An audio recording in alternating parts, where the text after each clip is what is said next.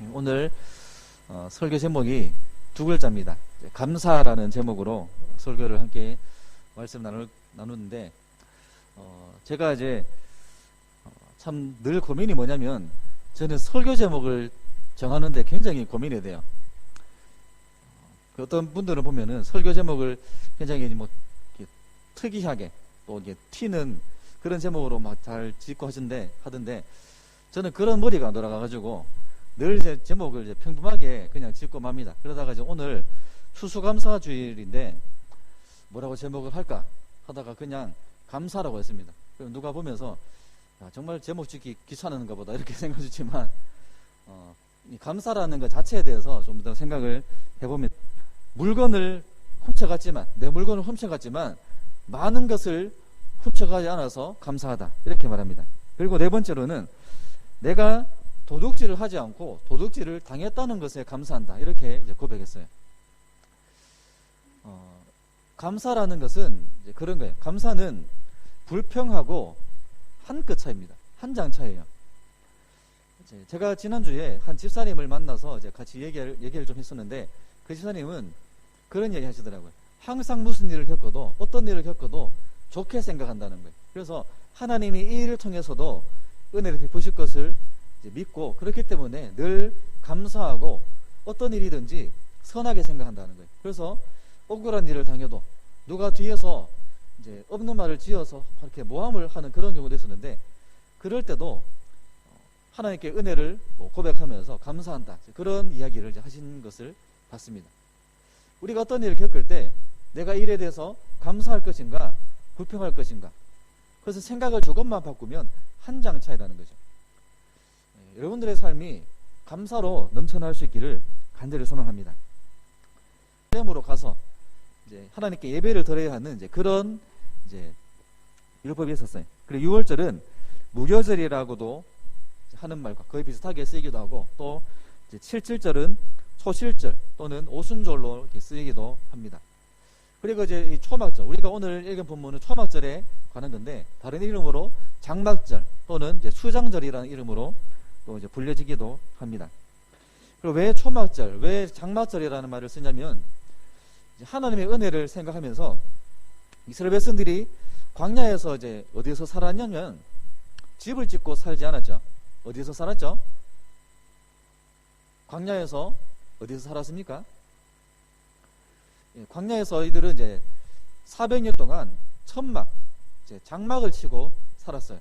임시적인 그런 처소를 이제 장소를 옮겨 다닐 때마다 이제 또 걷었다가 다시 설치하고 그렇기 때문에 임시적인 처소를 이제 하고 살 수밖에 없었던 거죠. 그래서 그 40년 동안에 하나님께서 광야에서 굶어 죽지 않고 지키시고 보호하시고 결국에는 약속하신 그 땅, 하나님께서 주셨던 땅으로 들어가게 하신 것을 기억하면서 감사하는 절기 되게 됩니다. PPT를 한번 좀 보시면은 한번 이제 띄워주시면 좋겠습니다. 그 앞에 그림 한번 마르틴 넣었어요. 여러분 이 말이 맞을까요? 틀릴까요?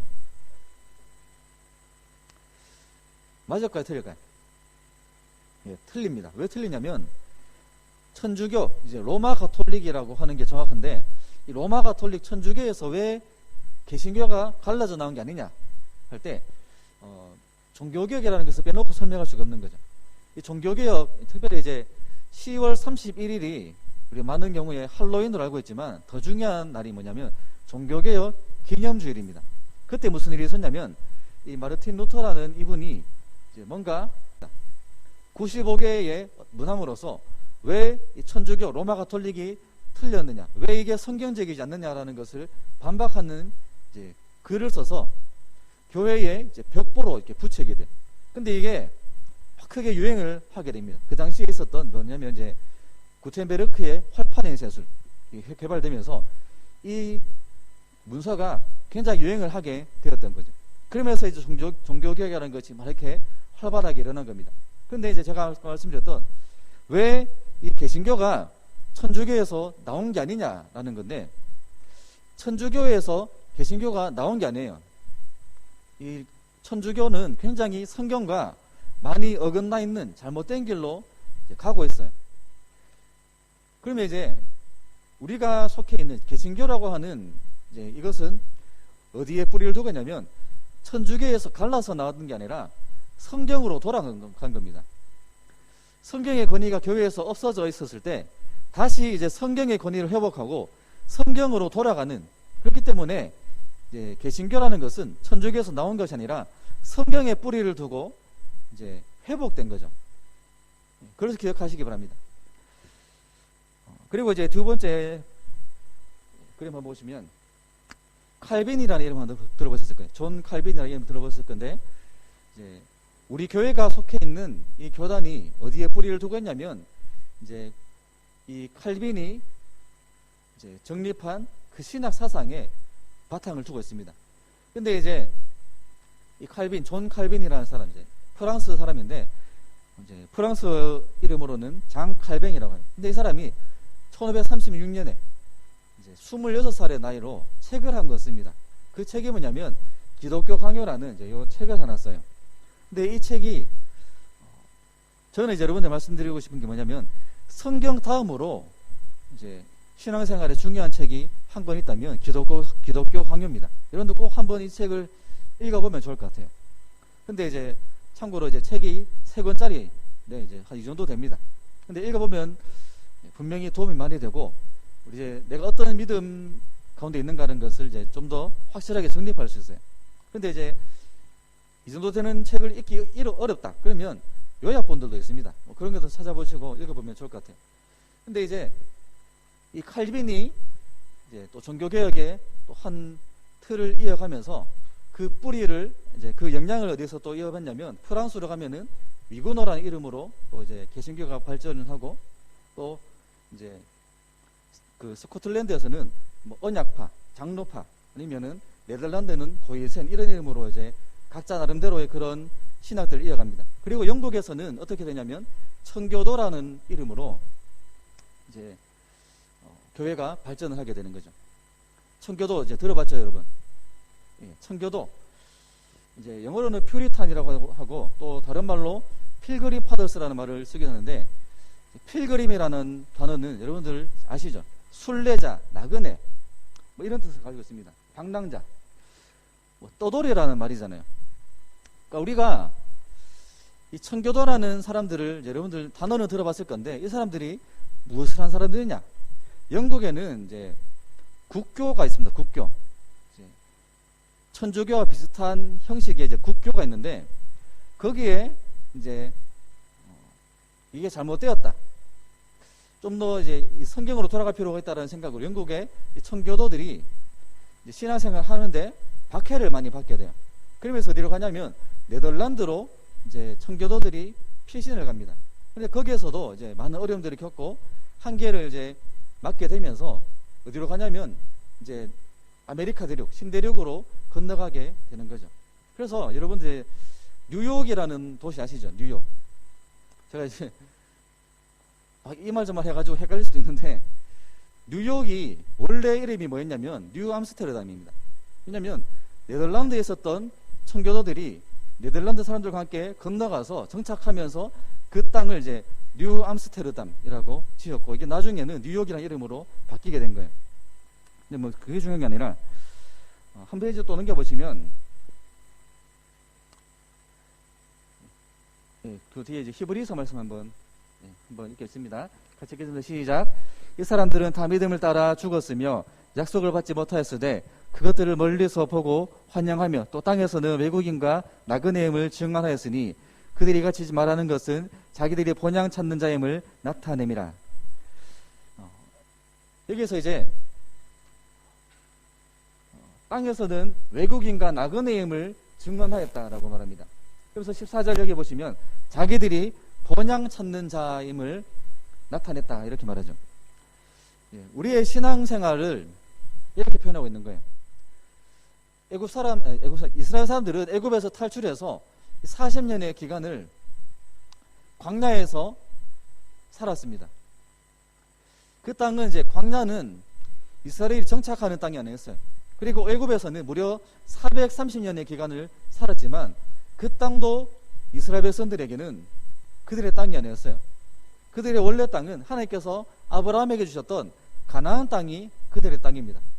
그 땅으로 가기 위해서, 그 본향으로 가기 위해서 그들은 수백 년이 넘는 기간 동안에 대대로 많은 고생을 해야 했어요.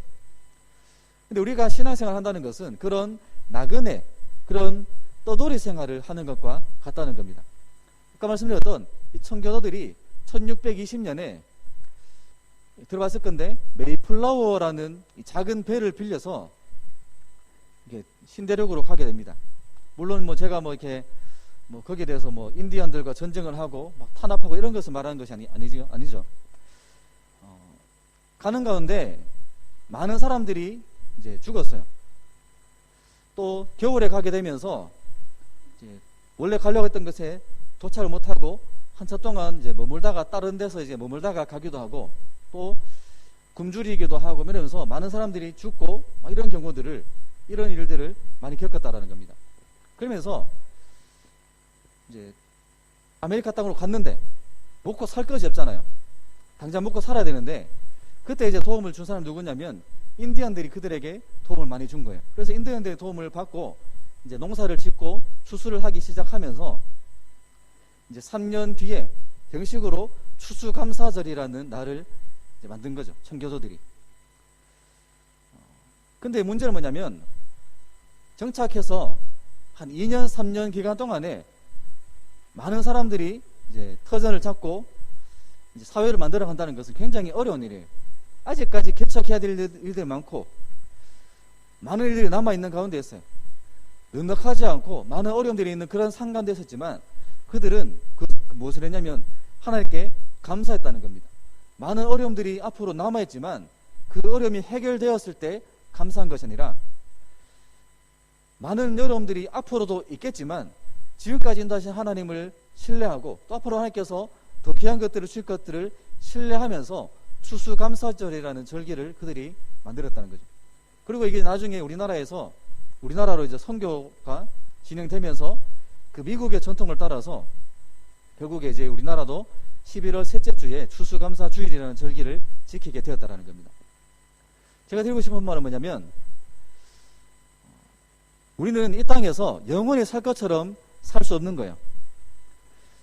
청교도들이 이제 신앙의 절을 찾아서 떠나갔던 것처럼, 그들의 삶을 옮겨갔던 것처럼 우리는 이 땅에서 영원히 사는 삶을 살아가는 것이 아니라는 거예요. 우리가 천년 만년 살 것 같이 이 땅에서 10년 뒤에 20년 뒤에 무엇을 내가 이루어가겠다, 이런 계획들을 가지고, 물론 계획이 있는 것이 나쁘진 않지만 그 계획을 위해서 모든 것을 거기에 맞추고 하나님보다 내 계획이 먼저가 되고 그런 삶을 살아간다면, 이 땅에서 성공하고 이 땅에서 인정받는 안정된 삶을 위해서 삶을 살아간다면 그것은 우리의 온전한 믿음의 모습이 아니라는 거죠. 우리 땅에서 잠시 있다가는 나그네, 떠돌이와 같은 삶을 살아가는 겁니다. 그렇다면 우리의 본향은 어디 있냐? 우리의 진짜 고향은 어디 있냐면 하늘에 있는 겁니다. 우리는 그 하늘을 바라보면서 하나님께 주시는 그 귀한 것들을 바라보면서 살아가야 한다는 거죠. 우리가 이 세상에 모든 소망을 두고 살아가면 중요한 것을 잃어버리는 거예요. 무엇을 잃어버리냐면 우리가 하늘의 소망을 잃어버리게 되는 겁니다. 우리는 그 하늘의 소망 가운데 늘 마음을 두고 살아가야 한다는 거죠.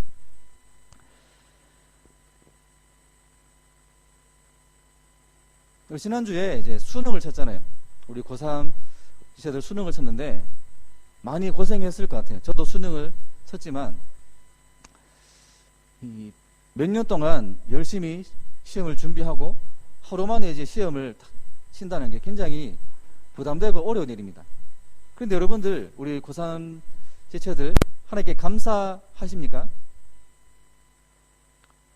감사할 수 있다면 내가 시험을 좀 만족스럽게 쳤기 때문에 감사하는 겁니까? 아니면 시험 결과에 상관없이 감사하는 거예요?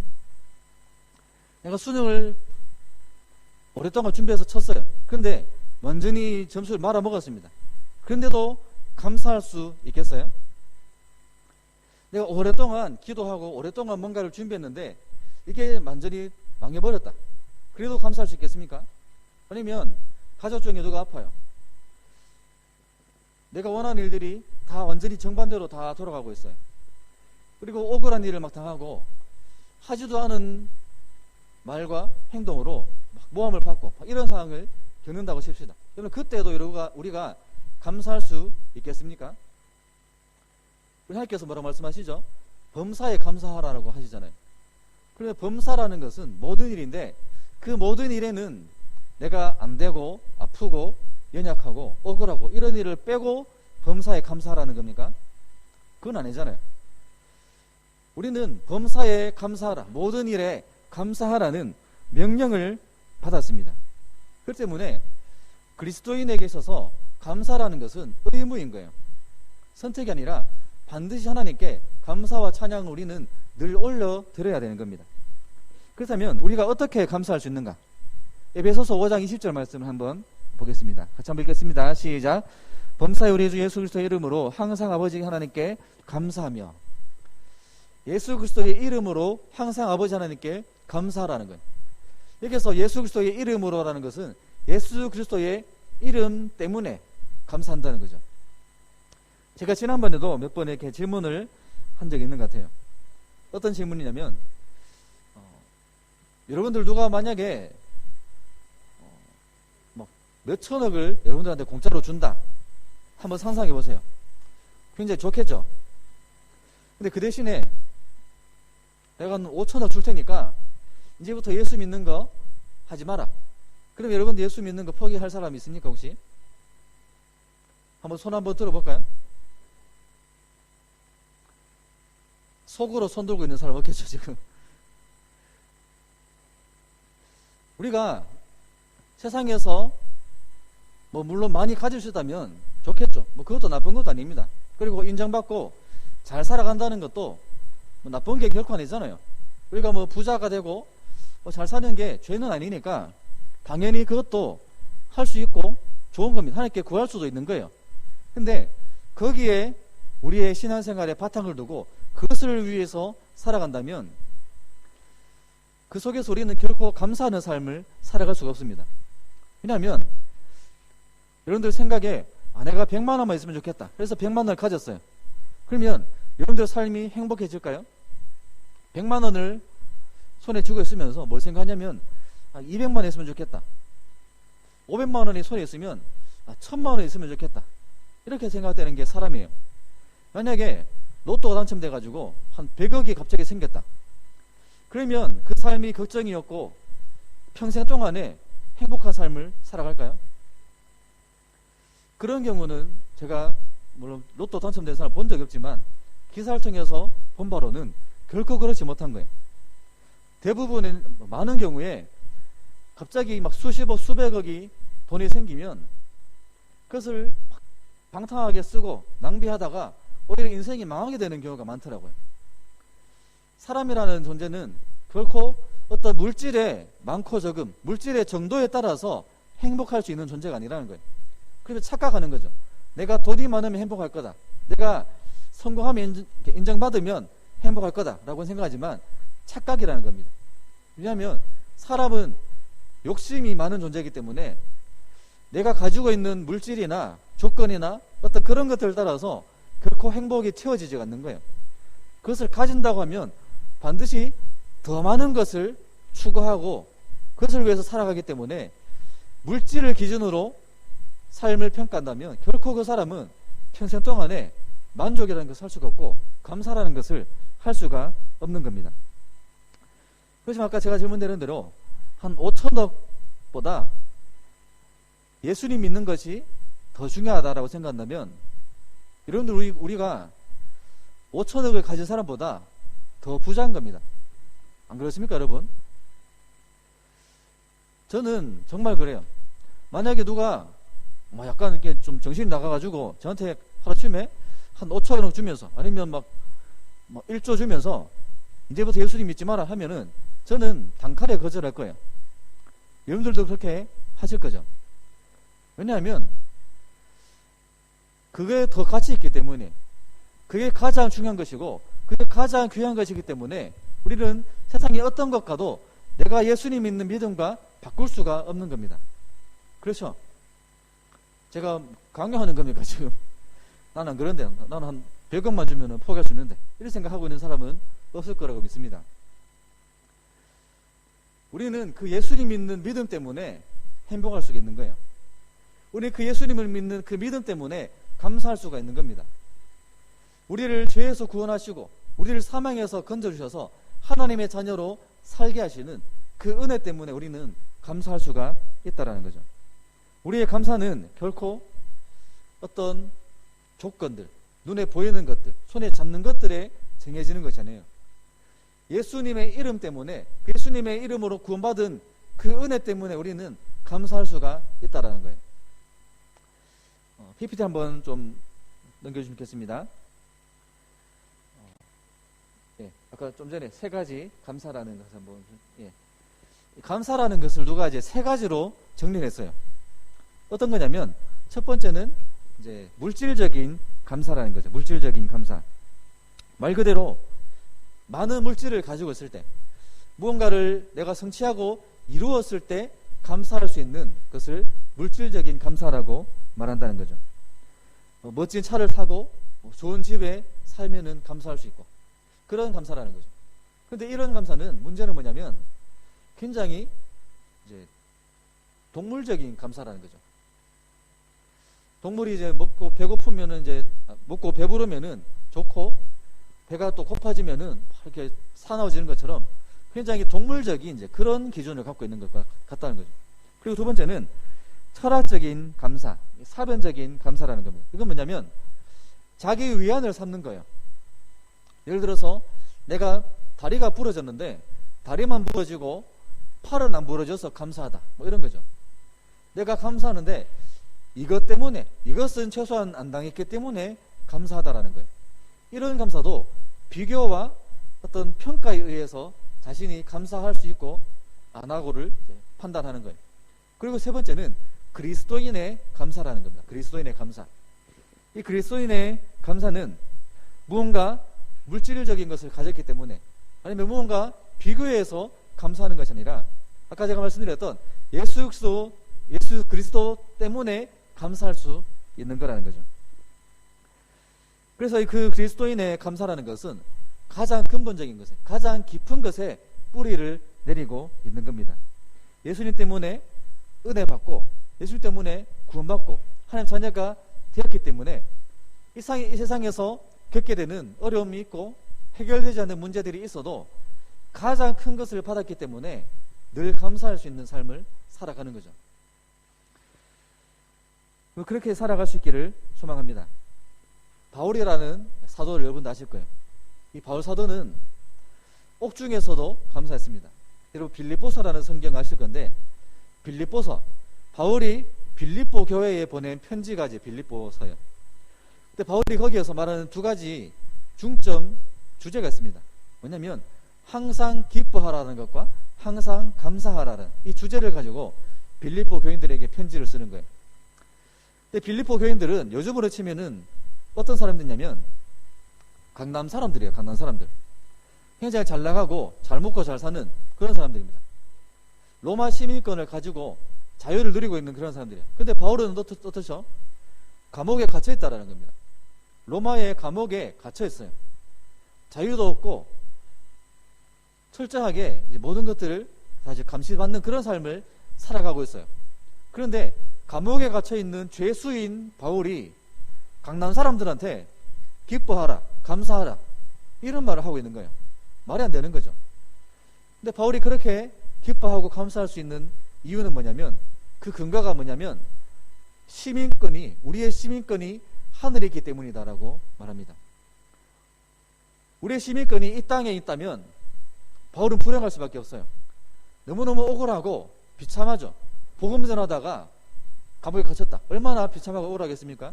그렇지만 하늘의 시민권을 붙잡고 가기 때문에 복음을 전하다가 갇혀있는 그 삶도 감사하고, 그렇기 때문에 돈 많고 잘 나가고 잘 먹고 잘 사는 빌립보 교인들에게 진짜 기쁨과 진짜 감사가 무엇인지를 담대하게 선포할 수가 있는 겁니다. 여러분, 우리가 그런 감사의 제목들이 우리 삶 속에서 넘치기를 소망합니다. 다른 것들이 아니라 예수 그리스도 때문에 감사할 수 있는 삶, 예수 그리스도를 믿는 그 믿음 때문에 모든 것들을 다 뒤로하고 기뻐하고 감사할 수 있는 삶, 그런 삶이 될 수 있기를 소망합니다.